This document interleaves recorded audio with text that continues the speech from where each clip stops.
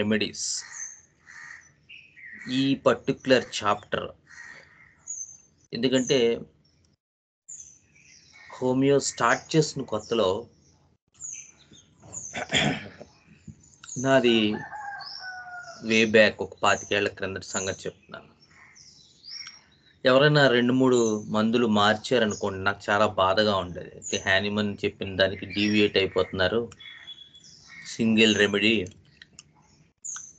Single డోస్తోనే cure చేసేయాలి అని.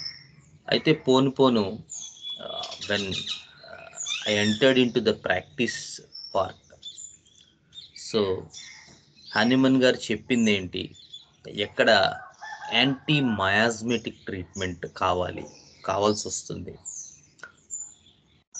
ఎక్కడ మనం రెమెడీస్ హయ్యర్ పొటెన్సీస్ అడ్మినిస్టర్ చేయాల్సి వస్తుంది, ఎక్కడ నోసోడ్స్ మనం అడ్మినిస్టర్ చేయవలసి వస్తుంది. ఈ కిటుకులన్నిటి కూడా మనకి పెద్దవాళ్ళు హానిమన్ కానీ, తర్వాత ముఖ్యంగా కెంట్, తర్వాత జేహెచ్ ఎలెన్, కెంట్ శిష్యులు కొంతమంది,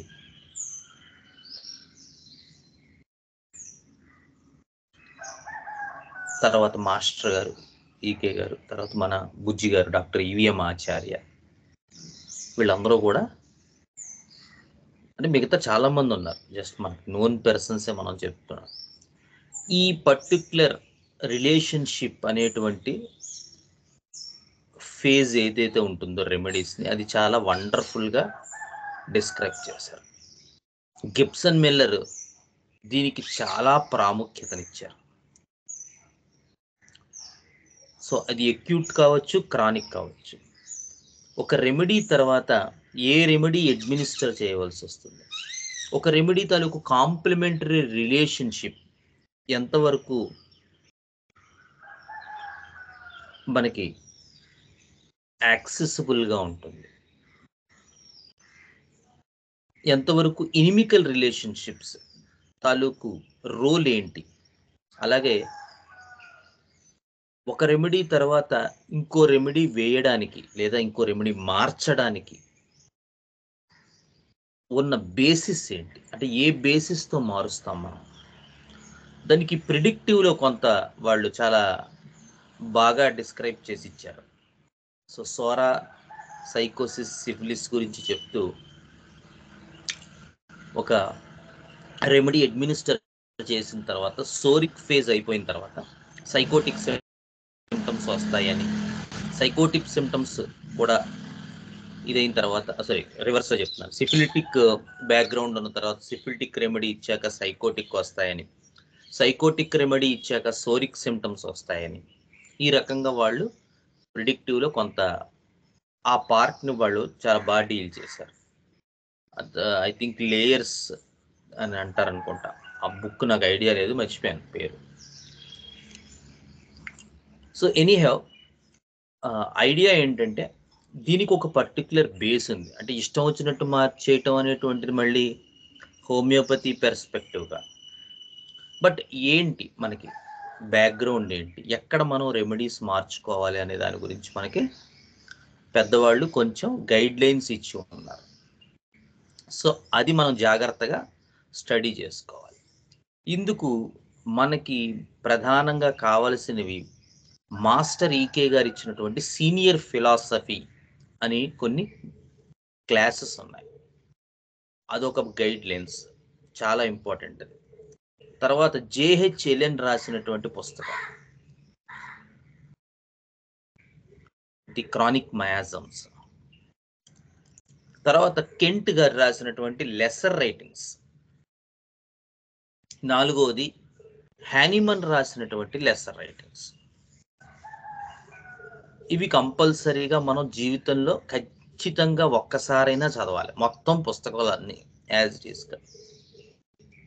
ఎందుకంటే వీటి గురించి నేను చదువుకుంటున్న రోజుల్లో పాస్ట్ వే బ్యాక్ నాకు అర్థమైంది ఏంటంటే, ఒక రెమెడీతో మనం క్రానిక్ మయాజమ్స్ని కంప్లీట్గా క్యూర్ చేయలేం. మాస్టర్ గారు కూడా చెప్పారు అది. ఎక్యూట్ కండిషన్స్ ఆర్ కొంతమంది దాన్ని ఎక్యూట్ మయాజమ్స్ అని కూడా అన్నారు. ఎక్యూట్ మయాజమ్స్ మాత్రం మనం రెమెడీస్తో కంప్లీట్గా క్యూర్ చేయడానికి అవకాశం. సో అండర్లయింగ్గా ఒక క్రానిక్ మయాజం ఉన్నప్పుడు అది ఒక డిస్ఈజ్ కండిషన్ని లేదా మీరు దాన్ని ఫిజియలాజికల్ ఆల్టరేషన్ అనండి లేదా ప్యాథలాజికల్ డిస్టర్బెన్స్ అనండి, ఏదైనా అనండి మీ దాంట్లో ఒక డిస్ఈజ్ కండిషన్ కనుక బాడీలో రన్ అవుతూ ఉంటే based on the underlying miasm, then that condition cannot be cured without anti-miasmatic treatment. అంటే మనం సెలెక్ట్ చేసే రెమెడీ ఖచ్చితంగా యాంటీ-మయాస్మేటిక్ రెమెడీస్ అయి ఉండాలి.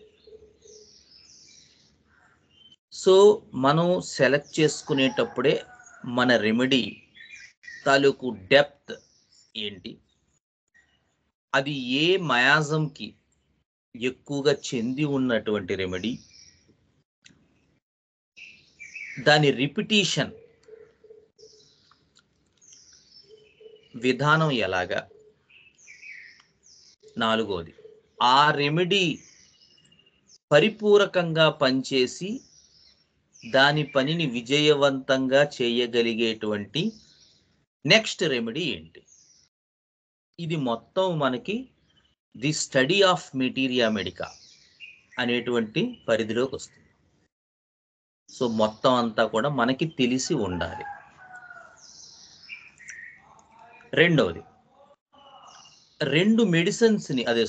రెండు సిస్టమ్స్ని మనం కంబైన్ చేయడానికి లేదు. ఎందుకంటే కొంతమందికి ఒక డౌట్ వచ్చేది ఏంటంటే, అదేమిటండి మనకి సెన్సేషన్ మెథడ్లో ఒకే మందుతో మనం తగ్గించగలం అన్నారు, మళ్ళీ మీరు పరిపూరకం అంటున్నారు ఏమిటి అనేటువంటి డౌట్ చాలామందికి రావడానికి అవకాశం ఉంది. అయితే ఒక సిస్టమ్ మనం చదువుకుంటున్నప్పుడు రెండు మెథడ్స్ని ఇంటర్మింగిల్ చేయడానికి మనం ప్రయత్నం చేయకూడదు. సెన్సేషన్ అనేటువంటిది ఒక idea and it will do wonders definitely, no doubt about it. But case దాని పరిధిలో ఉందా లేదా అనేటువంటిది ఫస్ట్ తెలుసుకోగలగాలి. నిజంగా పేషెంట్ సెన్సేషన్లోకి వెళ్ళాడా, నిజంగా పేషెంట్ని ఎక్స్పీరియన్స్లోకి తీసుకెళ్ళగలిగామా, వీటిల్లో మనకి ఒక నిబద్ధత ఉండాలి, ఒక కమిట్మెంట్ ఉండాలి, ఒక అకౌంటబిలిటీ ఉండాలి. సో అవన్నీ జరిగితే ఇదే మెటీరియా మెడికాని మనం సెన్సేషన్ మెథడ్లో అండర్స్టాండ్ చేసుకోవడానికి అవకాశం ఉంటుంది. అందుకని అలాంటప్పుడు బెలడోనాయే కొన్ని ఏళ్ళు పనిచేయచ్చు, లేదా మిల్లిస్మల్ పొటెన్సీ ఇవ్వవలసిన అవసరం రావచ్చు. సో బెలడోనాతోనే కేసు రన్ అవ్వచ్చు, నెమ్మదిగా హయ్యర్ పొటెన్సీస్ కూడా వెళ్ళి. కానీ ఈ సెన్సేషన్ మెథడ్ అనేటువంటిది ఇన్వెంట్ చేయడానికో డిస్కవర్ చేయడానికో ముందే చాలా సంవత్సరాలు చాలామంది హోమియోపతి వైద్యులు హోమియోపతి వైద్యం చేశారు. సో అదంతా ట్రాష్ అండి, ఇది ఒక్కడి నుంచే మనం అనడానికి లేదు. ఎందుకంటే కొన్ని వందల సంవత్సరాల నుంచి హోమియోపతి అనేటువంటిది అభివృద్ధి అవుతూ వస్తుంది. ఆ విధానంలో కొన్ని మహనీయులు ఎంతో తపస్సు చేసి చాలా మంచి క్యూర్స్ ఇచ్చి ఉన్నారు. సెన్సేషన్ అనేది ఈ మధ్య డెవలప్ అయింది. సో అంతకుముందు చేసినవన్నీ తప్పండి, ఇదే రైట్ అని అనకూడదు. సో ఆ సిద్ధ పురుషులు చేసినటువంటి వైద్య విధానం కూడా మనం కౌంట్లోకి తీసుకోవాలి. మరి అదేమిటంటే ఇది తప్ప అనొచ్చు, మీరు ప్రశ్నలు వస్తాయి ఇలాంటివి. కాబట్టి తప్పు రైట్ అనేటువంటివి లెక్కించడానికి మన హోమియోపతి లా ఆఫ్ సిమిలర్స్ అనేటువంటిది అంగీకరించు. సో మనకి ఏది అవసరమో ఆ మెథడ్ని అప్లై చేసుకుంటాం. It will be decided by the patient, not by the doctor. Simple logic ఇందులో. నేను ఏ మెథడ్ పాటిస్తాను అనేది పేషెంట్ చెప్తాడు, నువ్వు మౌనంగా దాన్ని విని పేషెంట్ చెప్పిన విధానంలో వెళ్ళి వాడికి మంది ఇవ్వటమే వైద్యుడి తాలూకు కర్తవ్యం తప్ప నాకు ఈ ఫిలాసఫీ తెలుసు, నేను చేసినటువంటి రీసెర్చ్ దాంట్లోకి నువ్వు ఇరుక్కోవాలి, నాకు 7 లేయర్స్ తెలుసు, లెవెల్స్ తెలుసు కాబట్టి నువ్వు డెల్యూజన్ లెవెల్లో ఉన్నావా లేదా అనేది నేను డిటర్మైన్ చేస్తాను, నాకు 8 బాక్స్ మెథడ్ అనేది నేను అనుకున్నాను కాబట్టి నువ్వు ఆ 8 బాక్స్ మెథడ్లోకి రావాలి అని నిర్ణయించేటువంటి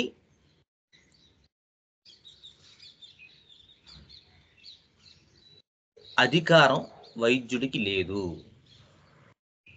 వైద్యుడు చేయవలసిన కర్తవ్యం ఏంటంటే ఫస్ట్ ఆఫ్ ఆల్ నీ ప్రపోజిషన్స్, నీ థీరీస్ ఇవన్నీ అనవసరం, సిక్ పర్సన్ని క్యూర్ చేయాలి. సో దానికి రోగి ఎటువైపు నిన్ను తీసుకెళ్తున్నాడో, రోగికి ఏ మెథడ్ కావాలో రోగి చెప్తాడు, నువ్వు మౌనంగా వాడు గనక చెప్పగలిగే స్థాయి ఉండి, చెప్పడం విశదీకరించే స్థాయి ఉండి, డీప్గా వెళ్ళే స్థాయి ఉంటే డెఫినెట్గా మీకు ఈ ఎక్స్పీరియన్స్లోకి వెళ్ళడానికి అవకాశం ఉంటుంది. సెన్సేషన్ మెథడ్ చాలా వండర్స్ చేస్తుంది. లేదు మనకు అంత డెప్త్లో వెళ్ళట్లేదు అంటే రిపర్టరీ, మెటీరియా మెడికా మెథడ్స్ మనల్ని ముందుకు తీసుకెళ్తాయి. అలాంటప్పుడు మనకి ఒక రెమెడీతోనే మొత్తం క్యూర్ అవుతుంది అనేటువంటిది ఆల్మోస్ట్ అసాధ్యం. Because of the miasms underlying the pathological condition which appeared to you. So మనకి అగుపిస్తున్నటువంటి చిత్రం ఏదైతే ఉందో రోగిలో, అది ఉపరితలం మీద మాత్రమే కనబడుతూ ఉంటుంది, కానీ అసలైనటువంటి విపాక విధ్వంసకర ఔషధం లేనిదే, యాంటీ మయాజ్మెటిక్ ట్రీట్మెంట్ లేనిదే, ఏదైతే అగుపిస్తోందో పైకి ఉపరితలం మీద కనబడుతోందో దానిని తాత్కాలికంగా తొలగించగలం తప్ప విపాక విధ్వంసకర ఔషధం ఇవ్వందే శాశ్వత నివారణ అటువంటి కేసుల్లో మనం చేయలేము. దానికి మన దగ్గర కావలసినటువంటి ఏంటంటే ఈ లక్షణ వేదనా సముదాయ పట్టిక, మెటీరియా మెడికా అనేటువంటి దాంట్లో మనం ఏదైతే చూస్తామో అందులో ఈ యాంటీ మయాజ్మెటిక్ రెమెడీస్ ఏంటి, మనం ఇచ్చినటువంటి రెమెడీకి ఏది పరిపూరకమైనటువంటిదిగా పనిచేయడానికి అవకాశం ఉంటుంది, మనం ఇచ్చినటువంటి రెమెడీ ఎంతవరకు హెల్ప్ చేసి తర్వాత కావలసినటువంటి మిగతా ట్రీట్మెంట్ని ముందుకు నడిపించేటువంటి అవకాశం కేసులో ఎలా ఉంది, ఇవన్నీ కూడా మనం ఈ రిలేషన్షిప్ ఆఫ్ రెమెడీస్ అనేటువంటి చిన్న తరగతులలో మనం కొంచెం డిస్కస్ చేసుకుందాం. తద్వారా ఈ రిలేషన్షిప్ ఎప్పుడైతే మీకు క్లారిటీగా కనబడుతుందో దానివల్ల మీకు చాలా కేసుల్లో, ముఖ్యంగా క్లినికల్ ఎవరైతే ప్రాక్టీస్ చేస్తున్నారో వాళ్ళకి మాత్రం ఇవి చాలా హెల్ప్ఫుల్ అవుతాయి.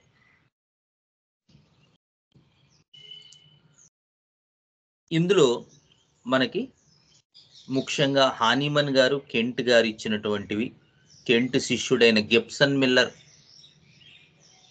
మనకి డైరెక్ట్ చేసినటువంటివి, తర్వాత మాస్టర్ గారు ఇచ్చినటువంటివి, తర్వాత మా గురువు గారు డాక్టర్ ఈవిఎం ఆచార్య బుజ్జి గారు వారు కొన్ని ఇచ్చినటువంటివి, కొన్ని నా అనుభవాలు, ఇవన్నీ కూడా ఈ రిలేషన్షిప్ ఆఫ్ రెమెడీస్ కింద మనం చూడవచ్చు. అంటే కొంతమందికి కొన్ని కేసుల్లో ఎక్కడా లేకుండా అవుట్ ఆఫ్ బాక్స్ ఒక రెమెడీకి ఇంకో రెమెడీ వేయవలసి వచ్చింది. సో దాన్ని మనం నోట్ చేసుకుని ఉంచుకున్నట్టయితే ఫ్యూచర్ అది మీకు కూడా అంతే. ఇప్పుడు నేను చెప్పిన దాంతో ఇదేం ఆగిపోదు. సో మీరు కూడా మీ క్లినికల్ ఎక్స్పీరియన్సెస్లో along with this which was taught to you by me, you can have your own experiences and you have to note them all.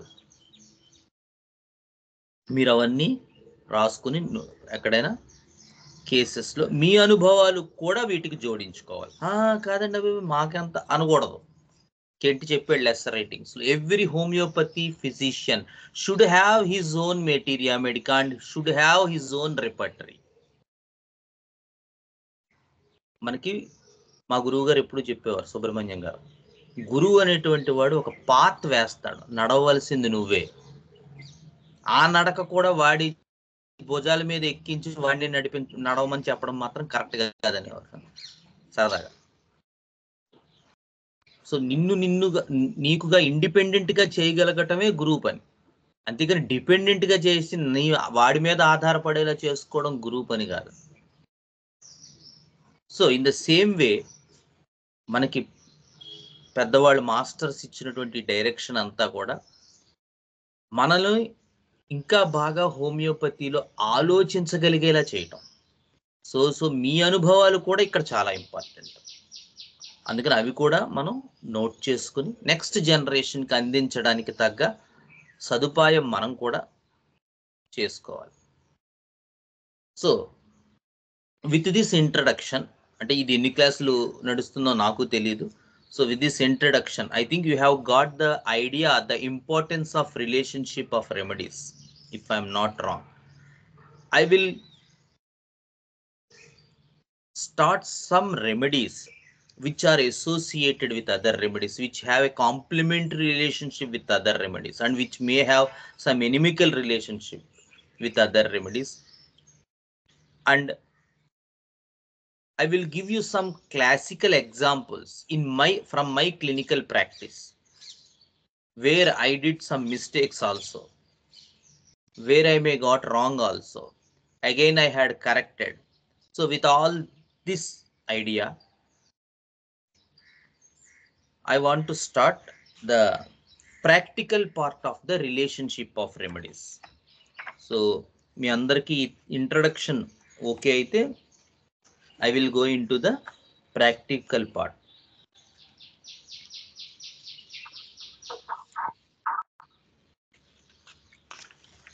ఏమండి?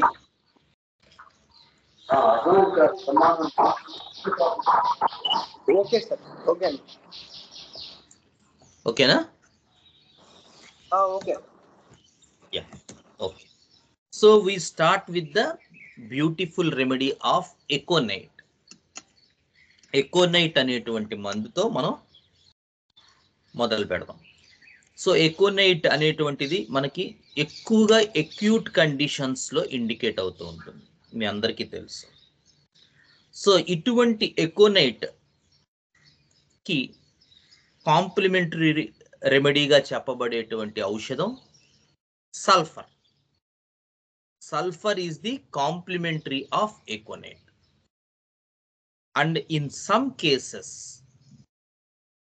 Arnica is also a complementary remedy to Econite. మరి ఎలాగండి, ఎప్పుడు అసలు aconite వేస్తాం, అసలు ముందు first ఎప్పుడు aconite తర్వాత సల్ఫర్ వేస్తాం, ఎప్పుడు సల్ఫర్ తర్వాత ఆర్నికా వేస్తాం, లేకపోతే ఆర్నికా తర్వాత సల్ఫర్ వేస్తాం, లేకపోతే ఎకోనైట్ తర్వాత ఆర్నికా వేస్తాం? దీనికి ఒక క్లాసికల్ ఎగ్జాంపుల్తో స్టార్ట్ చేస్తాం. సో ఒక సంవత్సరం క్రితం నా దగ్గరికి ఒక ట్రైజెమినల్ న్యూరాలజియాతో ఒక పేషెంట్ వచ్చారు. ఏమైందంటే పంటి నొప్పి వచ్చింది అతనికి పాపం. అప్పటికి ఒక 5 నెలల్లో 6 నెలల్లో క్రితం. సో పంటి డాక్టర్ దగ్గరికి వెళ్తే రైట్ సైడ్ ఈ పైన ఉన్న పన్నులో ఏదో ప్రాబ్లం ఉందని చెప్పి ఆ పన్ను పీకేశాడు. సుమారు ఒక 65 to 70 ఇయర్స్ మధ్యలో ఉంటాయి ఆయనకి. పీకేస్తే పాపం ఆయన చాలా బాధపడుతూ ఏవో మందులు వాడారు. ఫస్ట్ పెయిన్ కిల్లర్స్ ఇచ్చారు, తర్వాత యాంటీబయాటిక్స్ ఇచ్చారు. తాత్కాలికంగా కొంచెం రిలీఫ్ ఇచ్చింది. స్లోగా ఒక నెల తర్వాత ఈ నొప్పి ఇలాగా బయలుదేరి ఇలా వెనకాలిది, ఇలా బుర్రలోకి, ఇలా కంట్లోకి రావడం స్టార్ట్ అయింది. రైట్ ఆర్బిట్లోకి రైట్ పెరైటల్ రీజన్లోకి, రైట్ ఆడిటరీ ఏరియాలోకి, ఈ మూడిట్లోకి ఈ పెయిన్ వెళ్ళటం స్టార్ట్ అయింది. మళ్ళీ డాక్టర్ గారి దగ్గరికి వెళ్తే ఆయన టెగ్రిటాల్ స్టార్ట్ చేయాలండి, ఇది ట్రైజెమినల్ న్యూరాలజియాలోకి వెళ్తుంది, మీరు న్యూరాలజిస్ట్ని కలవండి అన్నాడు. సరే న్యూరాలజిస్ట్ని కలిస్తే ఆయన చూసి ఇది ట్రైజెమినల్ న్యూరాలజియాయే డెఫినెట్గా, అందుకని టెగ్రిటాల్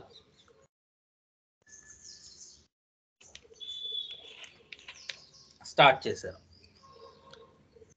అయితే టెగ్రిటాల్ ఇచ్చినా కూడా ఆయనకి నొప్పి ఏం తగ్గలేదు, చాలా ఎక్కువగా వచ్చేస్తుంది.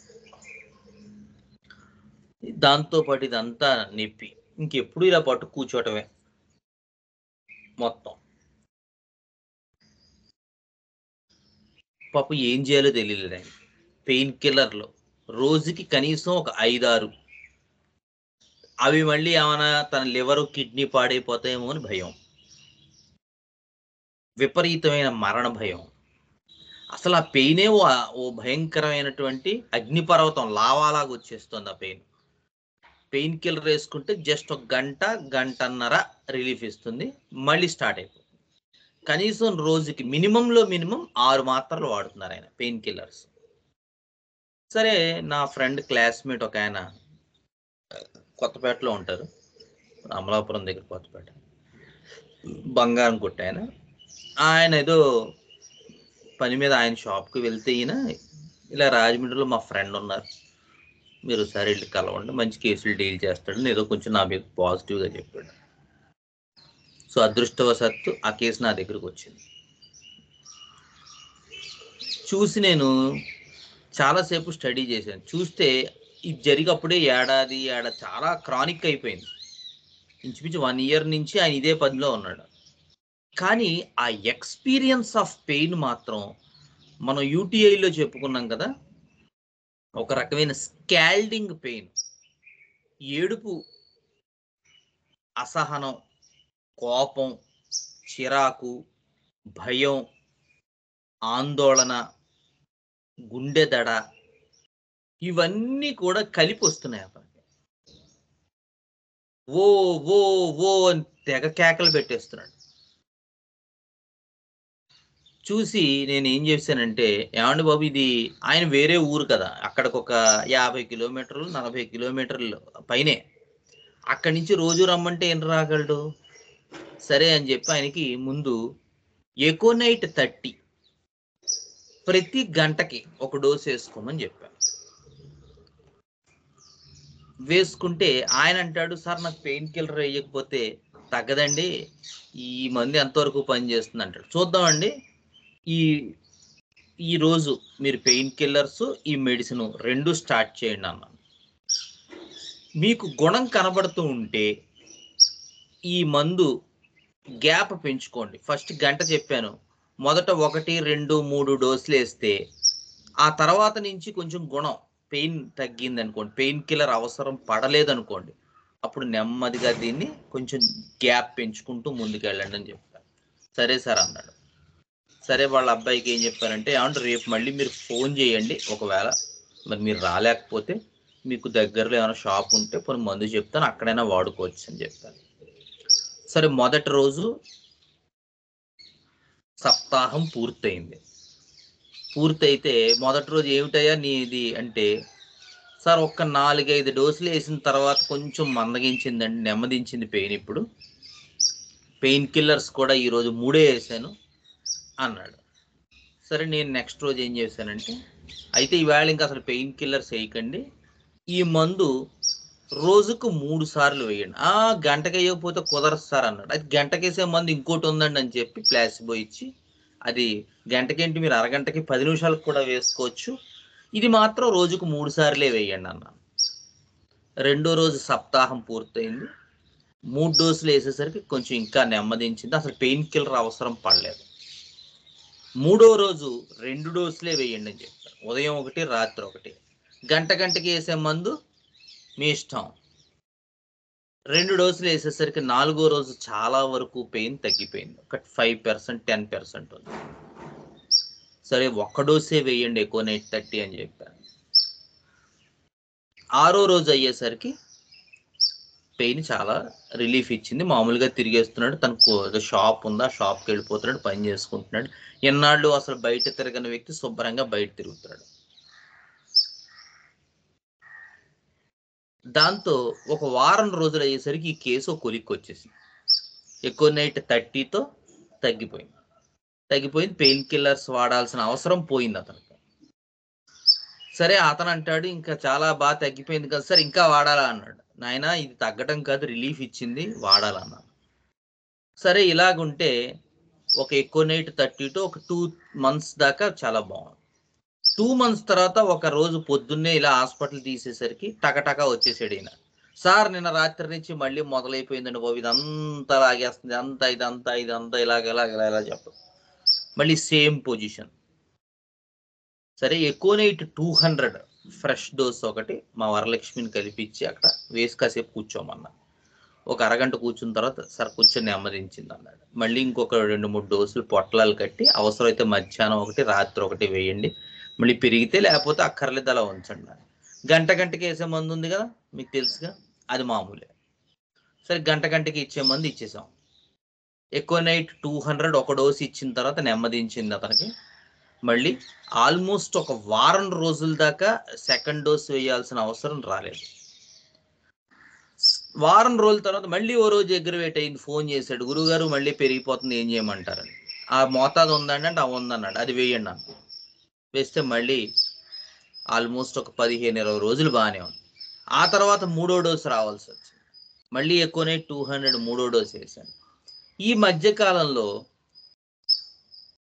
ఆయన గురించి వాళ్ళ ఫ్యామిలీ మెంబర్స్ని ఎంక్వైరీ చేయడం మొదలెట్టాను. అసలు ఏమిటి మరి మందు, నెక్స్ట్ మంత్ వేయాలి కదా, ఏంటండి అంటే, అయ్యో బాబు ఈయనతో మేము పడలేమండి బాబు, ఈయన చాలా పని చేస్తాడు, చాలా మంచి వ్యక్తి, నలుగురికి సహాయం చేస్తాడు, కానీ అందరూ తనను గుర్తుపెట్టుకోవాలనుకుంటాడండి.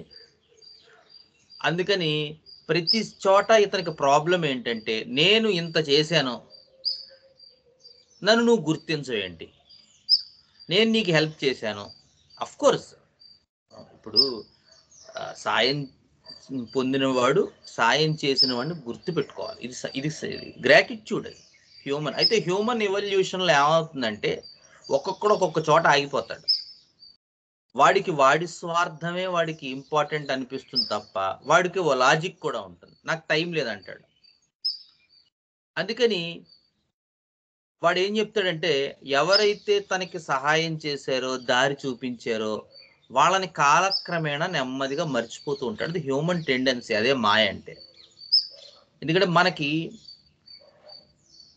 మిగతావి లైఫ్లో ఇంపార్టెన్స్ పెరిగే కొద్దీ రిలేషన్షిప్స్ పట్ల ఇంపార్టెన్స్ తగ్గిపోతుంది.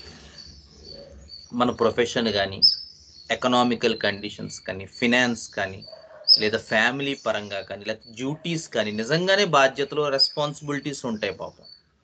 సో ఇవన్నీ మనకి ఎప్పుడైతే ఇంపార్టెంట్ అవుతూ ఉంటాయో, ఆ రిలేషన్షిప్స్ ఏముందిలే అవే పెద్ద వంకాయ కబుర్లు అనుకుంటాడు.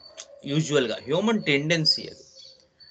అలాంటి జంక్షన్లో వచ్చినప్పుడు ఏమవుతుందంటే, వాడు తన సహాయం పొందినటువంటి విషయాన్ని పరిపూర్ణంగా మర్చిపోయి, అప్పుడున్నటువంటి తన స్వార్థపరమైనటువంటి పరిభాషలో మాత్రమే ప్రయాణం చేస్తూ, అదే నిజమని నమ్ముతూ, ఆ డెల్యూజన్లోనే జీవితాన్ని గడిపేస్తుంటాడు వాస్తవంగా. అయితే ఈ పేషెంట్ ప్రాబ్లం ఏంటంటే, పాపం ఇతను సాయం చేస్తాడు, ఇతను సాయం పొందడం కాదు, చేస్తాడు, కానీ చేసిన వాడు నాకు చెయ్యలేదు, నన్ను గుర్తుపెట్టుకోలేదు అని వాడిని తినేస్తాడు. దాంతో పాపం ఇంట్లో ఫ్యామిలీ మెంబర్స్, వైఫ్, పిల్లలు, కొడుకు, కోడలు అందరూ కూడా పాపం చాలా ఇబ్బంది పడుతున్నారు అతని వల్ల. ఏంటంటే, మంచివాడా అంటే మంచివాడు, కాదా అంటే మంచివాడే. ఏమిటి ప్రాబ్లం అంటే, ఏమండి ఎల్లవేళలా నువ్వు గొప్పవాడని మేము ఎక్కడ కీర్తించవండి అన్నాడు ఆయన ఏమన్నా వెంకటేశ్వర స్వామి అన్నాడు వాళ్ళ అబ్బాయి. విపరీతమైన ఐడెంటిటీ కాన్షియస్, విపరీతమైన ప్రైడ్, విపరీతమైనటువంటి ఎగోటిజం. సో ఇవన్నీ స్టడీ చేసి నేను, అమ్మా ఏ పెద్ద గిబ్సన్ మిల్లర్ గారు చెప్పారు రెడీ పెట్టుకోమని, ఎక్కువ నైట్ తర్వాత సల్ఫరే అని చెప్పి.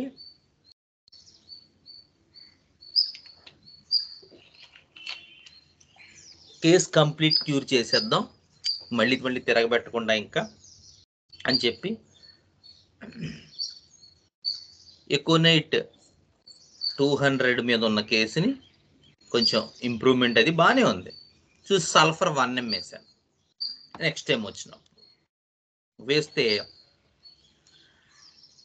నేను ఓవర్ కాన్ఫిడెంట్గా ఉన్నానేమో, మరి చాచి దవడ మీద కొట్టినట్టు అయింది నాకు. ఎందుకంటే వేసిన 1 వీక్లోనే మన తాతగారు సివియర్ పెయిన్తో మళ్ళీ వచ్చేసారు. ఏంటంటే డాక్టర్ గారు నాకు ఏం మందులు ఇచ్చారు, కొన్ని ఏమైనా మందులు తీసారా, కొన్ని ఏమైనా కొత్త మందులు ఇచ్చారా, మళ్ళీ నొప్పి రావడం స్టార్ట్ అయిందని. అంటే నేను చాలా ఇదేంటిది, మనం గిబ్సన్ మిల్లర్ అన్నాం, అదన్నాం ఇదన్నాం, ఇలా అయింది రా బాబు అని చెప్పి మళ్ళీ వెనక్కి వచ్చి ఎక్కువ నైట్ 200 ఇచ్చాను. 200 ఇచ్చాక మళ్ళీ బాగుంది, తగ్గింది, బాగానే ఉంది. ఏం తప్పు చేయదు, ఎక్కడ జరిగింది, పేషెంట్ కూడా కరెక్ట్గానే ఉన్నాడు, సిమ్టమ్స్ ఉన్నాయి. మళ్ళీ ఇంకోసారి స్టడీ చేశాను, నేనేమైనా ఓవర్ కాన్ఫిడెంట్ అయ్యానా, ఏమైనా సల్ఫర్ కాదా, ఇతను వేరే పేషెంట్ అని చూస్తే ఏమీ లేదు, అంతా చక్కగా టిపికల్. పొద్దున్నే లేచి బద్ధకం దగ్గర నుంచి ప్రతి పిక్చరు అతనికి సల్ఫర్ లాగే ఉంది. చెప్పానుగా, సల్ఫర్లో చాలా మంది అనుకునేటువంటి సల్ఫర్ సిమ్టమ్ ఏది, శుభ్రంగా ఉండరు అని ఒక రూల్ పెట్టారు మనకి. సార్ కూడా చెప్తారు, శేఖర్ సార్ కూడా దాని గురించి. వాళ్ళు నిజానికి చాలా శుభ్రంగా ఉంటారు. సల్ఫర్ పేషెంట్స్ 50 to 60% విపరీతమైన శుభ్రంగా ఉంటారు. నిజం, వాస్తవం. చాలా డిగ్నిఫైడ్గా ఉంటారు, చాలా నీట్గా ఉంటారు, చాలా టైడీగా కనబడతారు, క్లీన్గా కనబడతారు.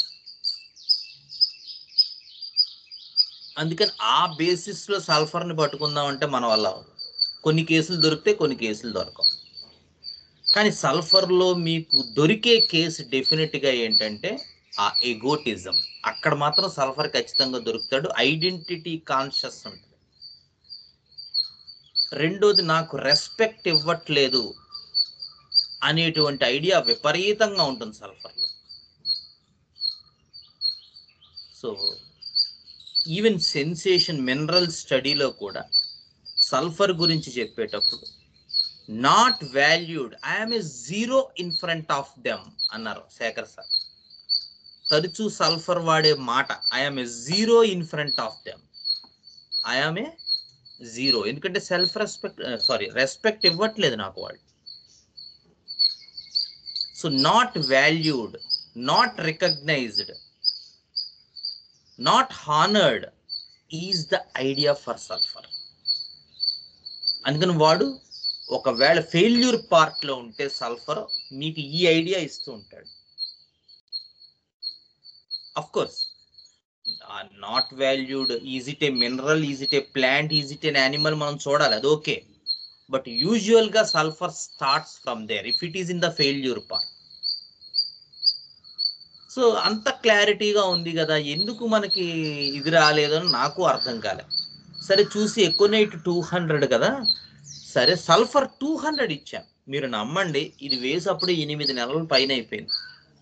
ఇప్పటికొచ్చి అతనికి ఏ రకమైన ట్రైజెమినల్ న్యూరాలజియా కంప్లైంట్ లేదు. సల్ఫరే, కానీ 200 పనిచేసింది. డాక్టర్ గారు ఓవర్ కాన్ఫిడెంట్ అయ్యారు.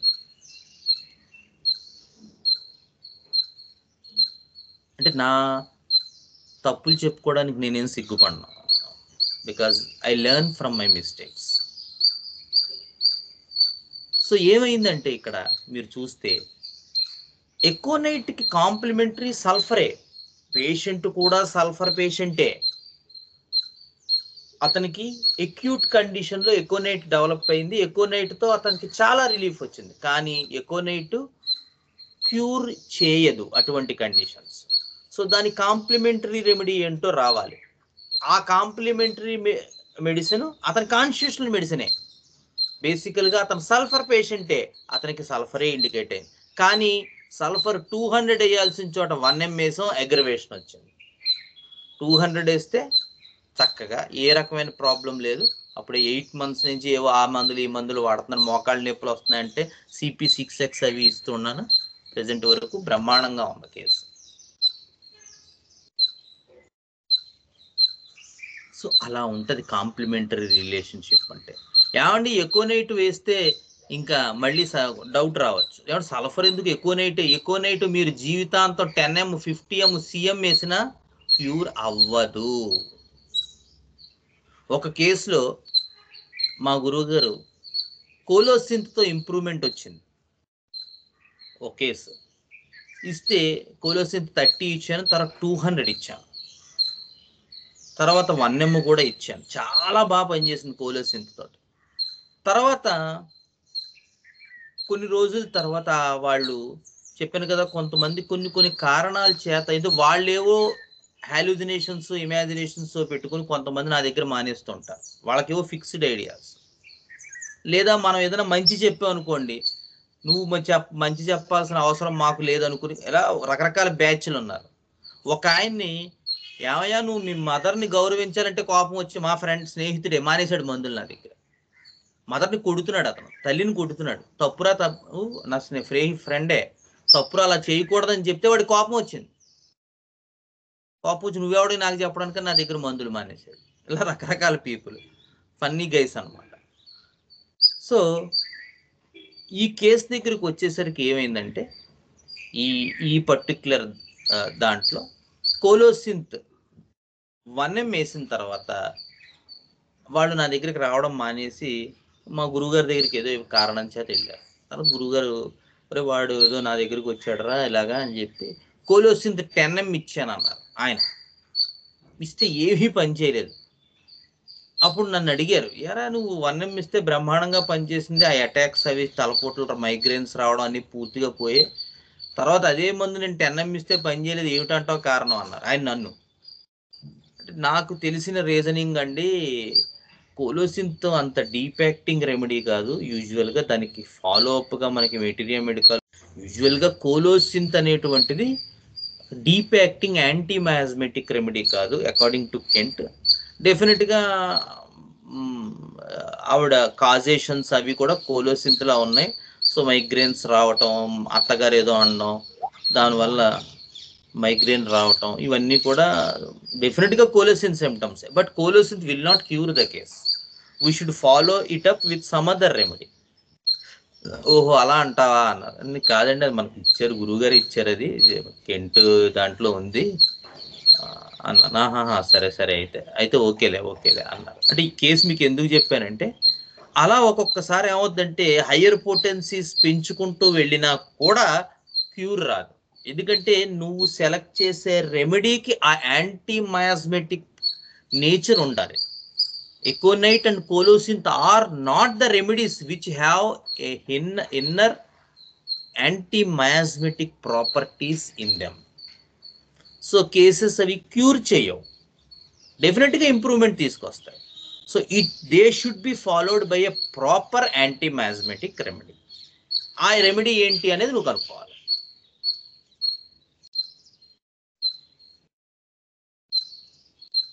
So this is one of the classical example where aconite is followed by sulphur.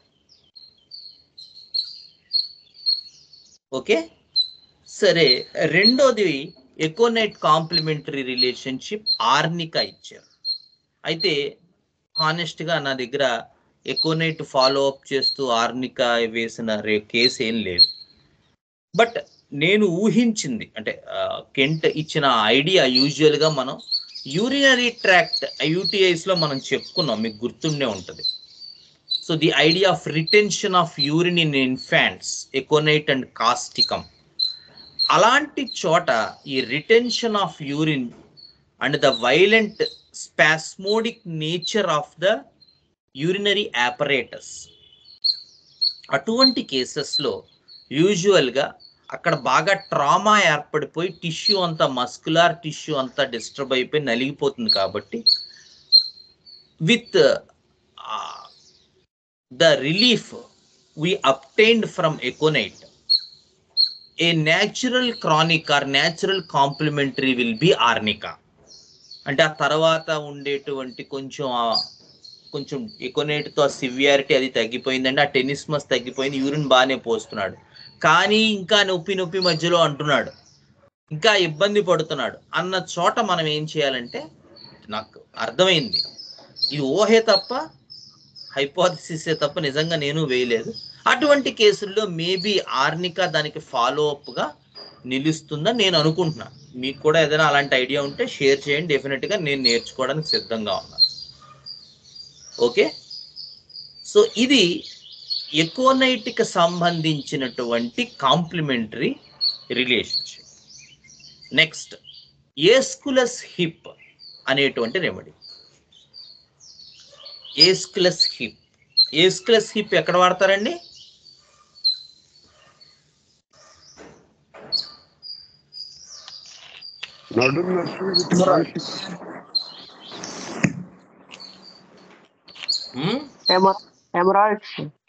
Haemorrhoids, very good.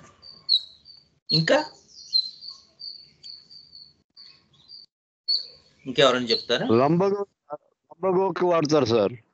లంబగోకి వాడతారు, వెరీ గుడ్. ఇంకా very good, very good.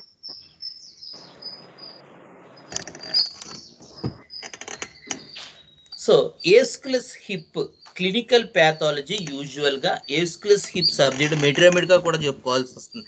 ఏస్కులస్ hip subjects venous conditions, venous remedies జాబితాలోకి వస్తుంది.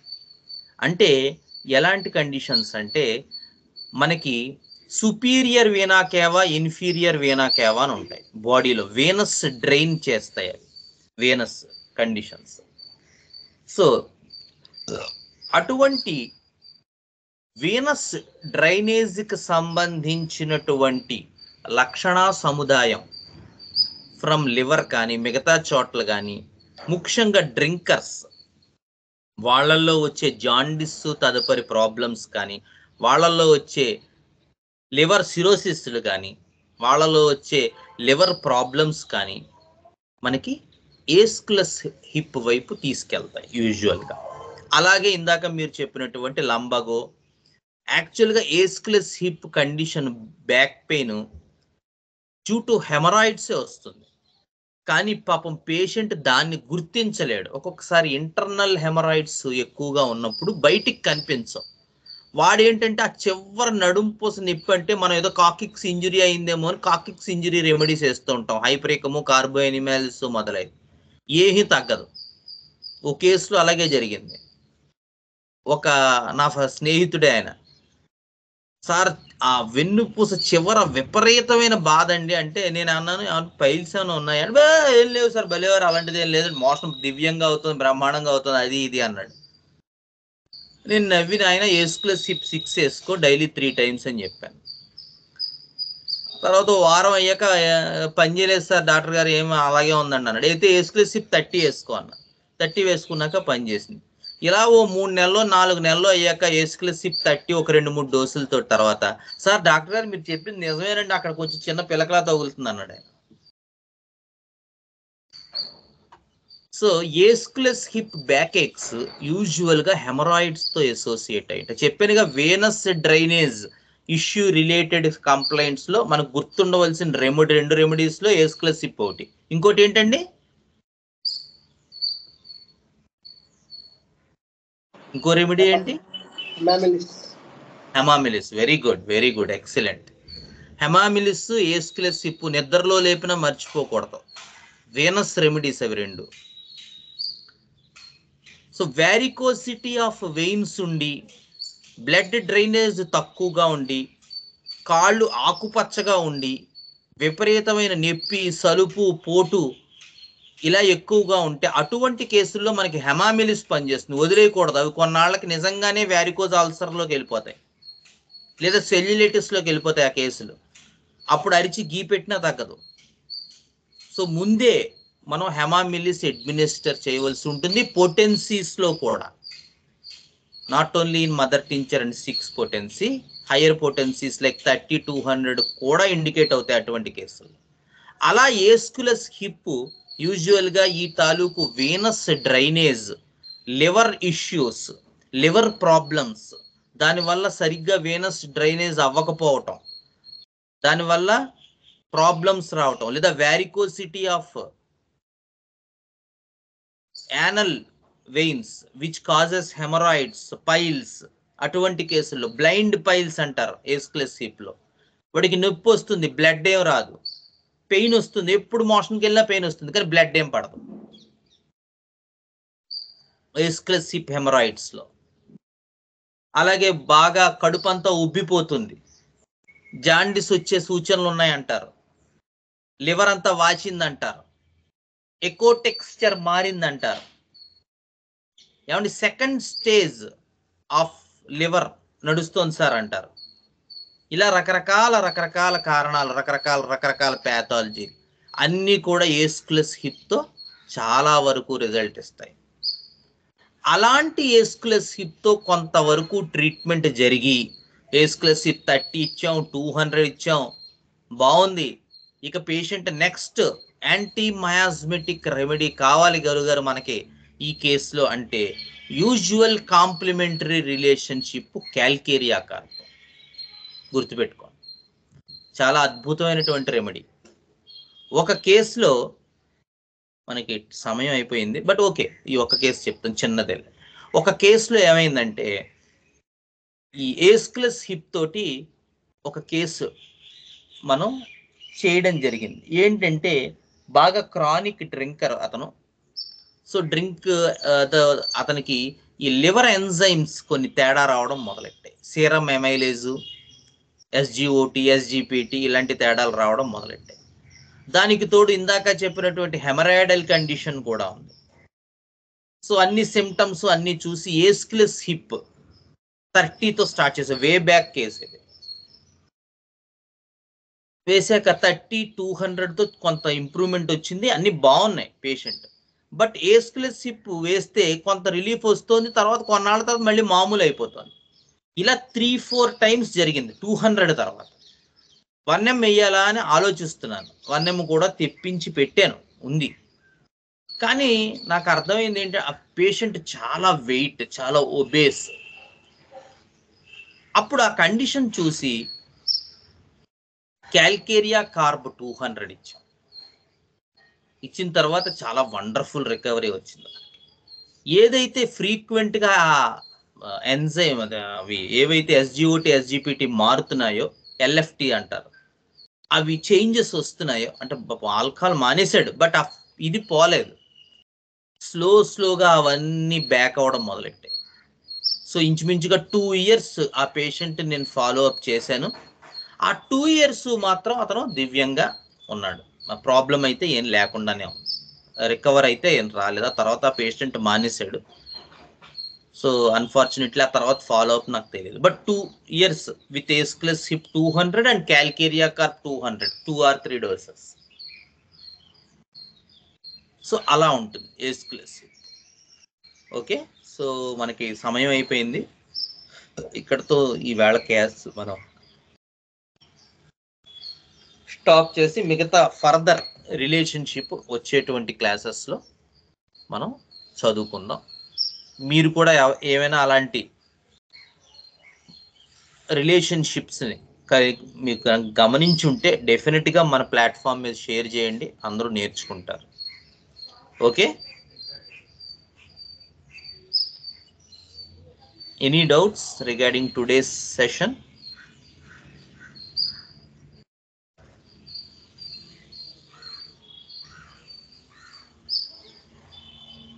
Sir నమస్కారం sir. నమస్కారం, చెప్పండి sir. Aconite తర్వాత మనం sulphur ఇచ్చినాం కదా సార్? అవును సార్. అంటే అది అర్థమైంది సార్, మనం అక్యూట్ గా అయిన పెయిన్ కి మనం అకోనైట్ ఇచ్చినాము, అదే టైంలో మనకు అతని కాన్స్టిట్యూషన్ సల్ఫర్ తెలిస్తే ఫస్టే సల్ఫర్ ఇచ్చేసి సెట్ అవుతుండేనా సార్? ఎలా ఇస్తుంది? ఫస్ట్ కండిషన్ అంతా ఎకోనైట్ కండిషన్ లా ఉంటే సల్ఫర్ ఎలా పనిచేస్తుంది? సపోజ్ అతను మనకు తెలిసిన క్యాండిడేట్ అయింది అనుకోండి సార్, ఆయన సల్ఫర్ పేషెంట్ అనుకుందాం, మనకు చిన్నప్పటి నుంచి పరిచయం ఉన్నాడు, సేమ్ ప్రాబ్లమ్ తో మనకు తెలియకుండా అన్ని తిరిగేసి వచ్చిండు, ప్రజెంట్ ఇప్పుడు అదే పెయిన్ తో వచ్చిండు. ఆ టైంలో సల్ఫర్ కాన్స్టిట్యూషన్ పడ్డది అనుకోండి సార్, కొద్దిగా లేట్ అయినా కానీ బెటర్మెంట్ వస్తుందా సార్? రాదు సార్, అస్సలు సమస్య లేదు. ఎక్యూట్ కండిషన్ లో ఉన్నప్పుడు క్రానిక్ ట్రీట్మెంట్ చేస్తే మాస్టర్ గారు కూడా చెప్పారు దాని గురించి. ఆ పేషెంట్ని పాడు చేసిన వాళ్ళం అవుతాం. అసలు హోమియోపతితో ఉన్న ఒక పెద్ద ప్రాబ్లం ఏంటంటే, నేను గమనించింది చెప్తున్నాను సుమా, మరోలా అనుకోవద్దు.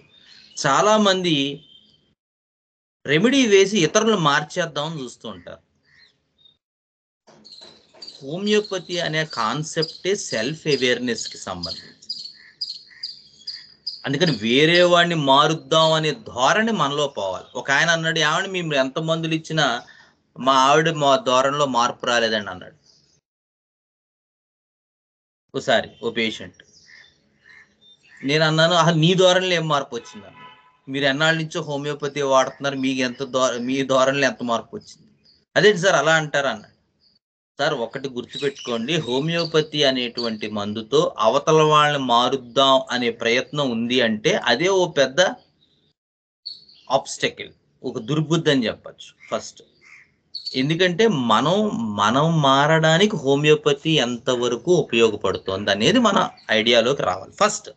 ఓకే, డెఫినెట్గా మీరు కనుక మనకు కరెక్ట్ మెడిసిన్ వేసుకుని మనం మారితే డెఫినెట్గా మన ద్వారా జరగాల్సిన వర్క్ జరుగుతుంది, అది వేరే విషయం. ఇదే సల్ఫర్ పేషెంట్కి మీరు మందిచ్చి వాడిని బ్రహ్మాండంగా తగ్గచ్చు. But the idea to change others is itself a disease.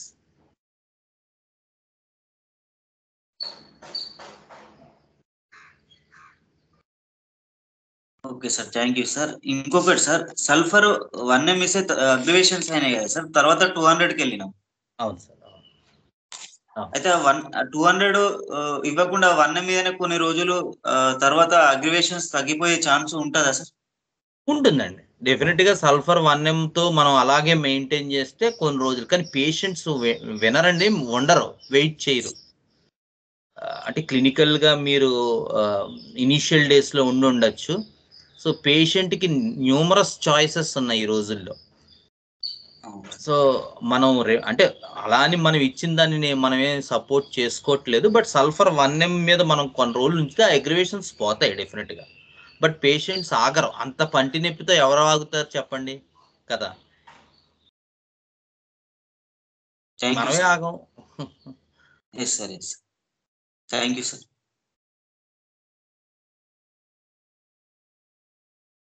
Sir actually sulphur 1 ml తర్వాత 200 వేయాలని థాట్ ఎలా వచ్చింది మీకు? అది నాకు చాలా సర్ప్రైజింగ్. సల్ఫర్ పేషెంటే కదా, డెఫినెట్గా మిగతా అంటే నా రెమెడీ మీద నాకు నమ్మకం ఉంది, నేను సెలెక్ట్ చేసిన దాని మీద. బట్ నేను అంటే చెప్పాను కదా ఇందాక, ఆయన అన్నారు చూడండి మన చంద్రకాంత్ గారు, అలాగా ఒక్కొక్కసారి ఏంటంటే ఆడిని ఏదో మనం మార్చేద్దాం అని నాలో కూడా ఉన్నాయి. నేనేమి పైనుంచి ఏం రాలేదు. ఆమె ఏ పూర్ ఇన్నోసెంట్ పర్సన్. నాకు తెలిసింది ఏంటంటే హోమియోపతిలో నేను ఒక్కటే నాకు మేబీ కొంచెం తేడా ఉండుండొచ్చు. ఎందుకంటే నేను తినేటప్పుడు శ్వాస పీల్చేటప్పుడు కూడా హోమియోపతి గురించి ఆలోచిస్తూ ఉంటాను. అది ఒకటే భగవంతుడు బహుశా ఏ ప్లాట్ఫామ్ ఇచ్చి మాట్లాడడానికి అవకాశం ఇచ్చాడు అందుకని. అంతే తప్ప నేను తప్పులు చేయను ఏం కాదు, నేను బోల్డ్ తప్పులు చేస్తాను యూజువల్గా. సో ఆ కేసులో ఏమైంది, నేను ఒక అడుగు ముందుకు వేసేసాను, ఎక్కువ లీప్ తీసుకున్నాను, ఆయన ఏదో మార్చేద్దాం ఆ పేషెంట్ని అని. దాంతో ఏమైంది, మొదటికే మోసం వచ్చి అగ్రివేషన్ వచ్చింది. అప్పుడు మళ్ళీ ఎక్కువనే 200 ఇచ్చి ఒక డోసు, మళ్ళీ వెనక్కి వచ్చి సల్ఫర్ 200 ఇచ్చాను. అంటే విచిత్రంగా ఉంటాయి అరవింద ఇలాంటివి. అవును సార్, యాక్చువల్ గా వస్తాలా జరిగినప్పుడు చంద్రకాంత్ గారు చెప్పినట్టు వెయిట్ చేస్తాం ఫస్ట్ థింగ్. బట్ మీరు చెప్పినట్టు పేషెంట్ ఆగర్లేండి. అంటే వెయిట్ టూత్ పెయిన్ అంటే నీకు వచ్చిందో లేదో నాకు తెలియదు, కానీ నాకు ఒకసారి వచ్చింది. అది వచ్చిన తర్వాత నాకు అర్థమైంది ఏంటంటే టూత్ పెయిన్ వచ్చినప్పుడు ఆగమని పేషెంట్ ని అడగడం అనేటువంటిది ఎంత ఫూలిషో నాకు అర్థమైంది. అన్బేరబుల్ గా ఉంటది టూత్ పెయిన్ వస్తే, మీకు తెలిసే ఉంటది. అంత ఎవరికైనా వచ్చిన వాళ్ళకి ఆ ఎక్స్పీరియన్స్ అవుతుంది ఆ పెయిన్. అదే అంటే వెంటనే మన మనసు వేరే వైపు వెళ్ళిపోతుంది కదా. మీరు మళ్ళీ సల్ఫర్ 200 ఇవ్వటం నిజంగా నైస్. అదే అంటున్నాను, నేను నా రెమెడీ పట్ల నేను కాన్ఫిడెంట్ గానే ఉన్నాను. అదే నేను ఒక లీప్ తీసేసుకున్నాను. ఆ లీప్ తీసుకోవటం వల్ల ఏమైంది, 1 ml ఇచ్చేస్తే అగ్రివేషన్ వచ్చింది. అది అయ్యో తప్పు చేసింది, not regarding remedy but regarding potency అని నేను ఊహించి మళ్ళీ ఎక్కువ నైట్ ఇచ్చి మళ్ళీ వెనక్కి వచ్చి సల్ఫర్ 200 ఇచ్చిన తర్వాత అప్పుడు చాలా రోజులు 8 months పైనే అయిపోయింది. మళ్ళీ ఏం లేవు ప్రెజెంట్ ఆగో ఏవో గ్యాస్ట్రిక్ ప్రాబ్లం అంటే ఎన్పి, జాయింట్ పెయిన్స్ అంటే సిపి అలా ఇస్తున్నాను అనమాట. Thank you sir.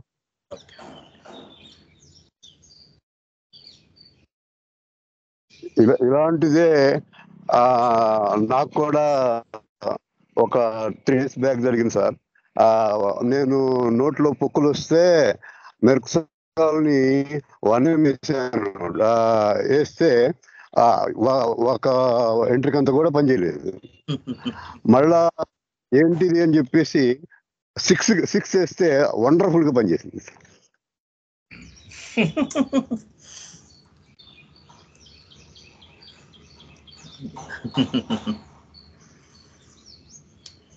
భలే. ఓకేనా అయితే? ఇంకేం డౌట్స్ లేవు కదా?